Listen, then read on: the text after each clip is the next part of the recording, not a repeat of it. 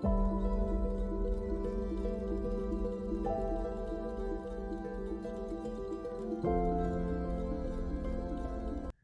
going on, YouTube gang? This is your boy Andrew, and today you are watching Day and Night Code. Today, I'm giving you the top 5 best text editors for beginners who are just learning how to program. Now, right off the bat, I'm going to go ahead and tell you what you do not need, like I do in every video. You do not need to learn Emacs. That's the first one. Please don't learn Emacs. It is not best text editor to learn as a beginner. It will get in your way. You will probably be learning Emacs more than you will be learning how to code. Once you become intermediate or advanced and you got time on your hand, jump over to Emacs or Vim, which I'll show you in a little minute. Jump over here and go ahead and get your hands dirty. Learning how to code, it just get in the way.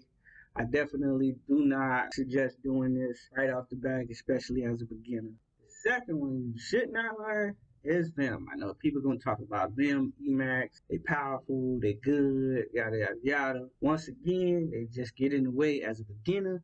All you're trying to do is learn how to code so you can build something. You want to build a website, build a website. You want to build, whatever else, go ahead and build something else.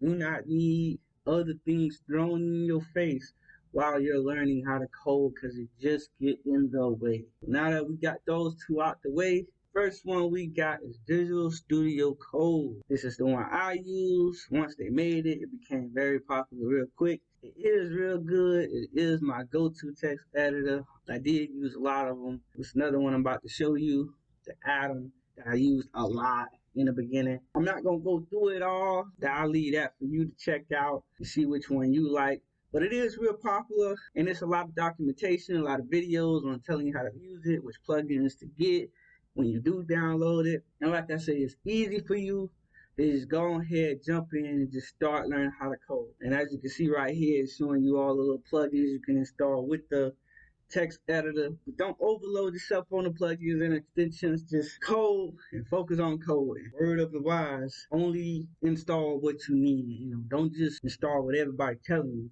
Just install what you need for that time being. And if you need something later down the line, go ahead and install that.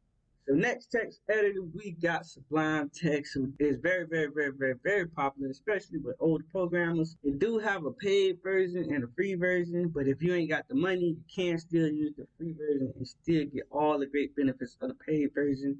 I do believe when you pay, you're helping the developers out, so that's always a plus. And as you can see on the screen, it's kind of giving you examples of what you can do with Sublime Text. And it is a little bit more technical. So Sublime Text is a little bit more technical versus Visual Studio Code. You kind of just plug and play. So Sublime Text is a good one if you kind of want to go down this path. It is good. A lot of people do use it. But if you choose not to use Visual Studio Code or Sublime Text, my next go-to text editor, and was once my favorite text editor, is Atom. I love this text editor. I haven't used it in a while, but man, it is awesome. It did get clunky after a while, and I believe like a lot of times when you install stuff, it did get a little bit wonky, a lot of errors. So if you do choose Atom, just kind of watch out for that. Maybe they fixed it. Maybe it worked 10 times better, but I haven't used it in a while. So all I know, it is good, and I do recommend it. It's kind of like Sublime Text, what I say is a little bit more technical than Visual Studio Code, but it is worth checking out if you did not want to use the first two I told you about. So the next one, we got Brackets. I've used Brackets. It's real good.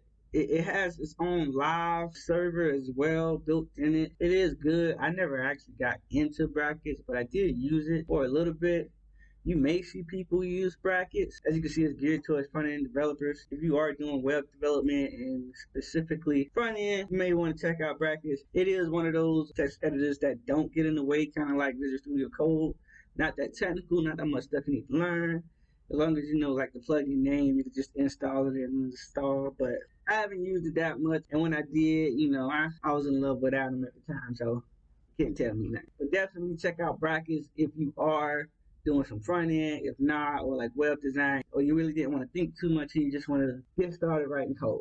If you are not a web developer and you're trying to focus on Android and iOS, I would definitely check out Android Studio. Obviously, I don't think you have a choice, but check out Android Studio. It is the go-to for Android. I mean, obviously, you can still do cross-platform, but eventually you will need Android Studio at some point. It is a very powerful text editor. The build time takes quite a while. So unlike the other text editors I showed you, build time to building the app, running the app, it takes quite a while, especially when you're installing stuff.